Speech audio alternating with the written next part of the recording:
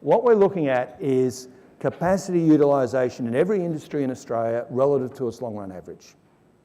So the long-run average is there, right? Some of the miners are down here, but you notice that every sector is actually below its long-run average for capacity utilisation. So if you're a businessman trying to think about, I'm going to get some more demand, you just run your machine a bit harder. You've got spare capacity. You don't go to the bank and get a loan. And that's why when we look at business credit is 1 or 2% up, and everybody's trying to undercut each other to get some of that. So this is a consumer business that's basically not spending on capital, which makes the difficulty in terms of keeping domestic demand up a lot more challenging. So we sort of added up and we put our GDP forecast together in red. We put our domestic demand in blue, and you get this gap. And so for me, this is a structural issue. By the way, our forecast and the government's forecasts are very similar. If anything, we're slightly higher on GDP than they are. Their domestic demand numbers are very similar to ours. And one of the problems with that, obviously also you do get an issue because domestic demand is made up of two things, private demand and public sector demand. And if they get all the budget through, what you get is the green line there. So the private sector's doing a bit better, but the public sector's a bit of a lag. So if you're in a world like that, then the world that you and I live in, outside of the LNG platforms and the iron ore and the coal, etc., is a world of 1% growth. And that's the problem. Because in that sort of world, you get unemployment going up. Not a lot, but it keeps going up. And that, our forecasts are about 6.25, which is not a lot higher than where we are now, but it does sort of underpin or makes consumers feel nervous. What we've seen over the last 12 to 18 months is, 12 to 18 months ago, when you asked a consumer were they worried about losing their jobs, the answer was no. Now, particularly in Western Australia and Victoria, there's answers sort of maybe, and it's starting to change a bit. So we see unemployment continuing to go up. And the other thing I'd say is structurally, again, all this chart's trying to show you is there's very different things happening in the Australian economy. Everybody knows that since 2008, or most people know, you've lost about 150,000 jobs in manufacturing. I don't think too many people will know that in health and social assistance, you've added 300,000 jobs.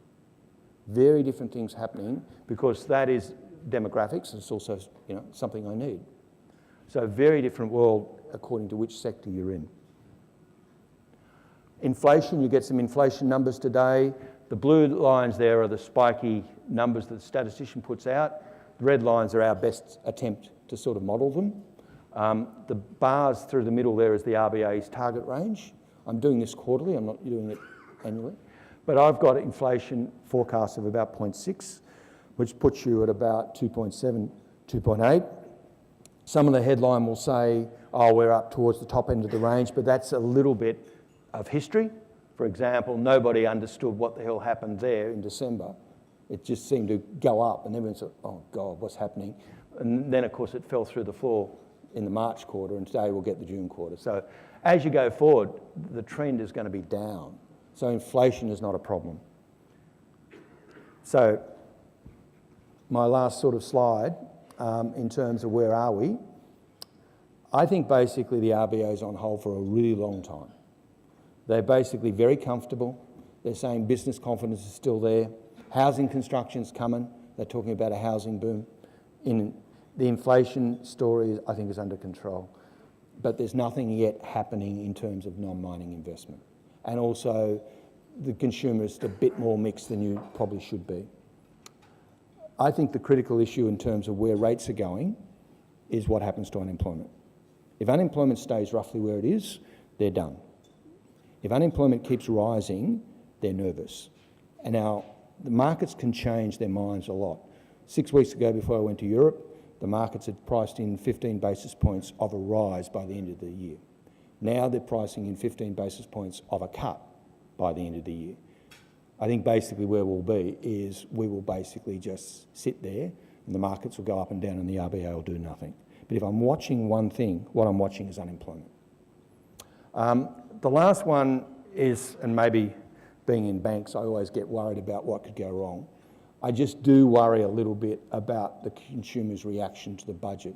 Any individual item, if it gets through, is not enough to really hurt the economy much. But if the consumer gets spooked and stays spooked, then I think essentially there could be a slow burn on activity. And you don't need a lot of things to go wrong if your domestic demand growth is only 1%. So, set of numbers in terms of our forecasts. I mean, yeah, we're 3.5, which looks good.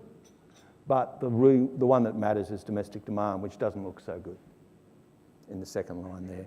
And in terms of the budget, the one that really matters is nominal GDP, which is the second from the bottom, and you're only growing at 4%, which means it's going to be very difficult to actually generate enough revenue to really significantly lower the fiscal outcome.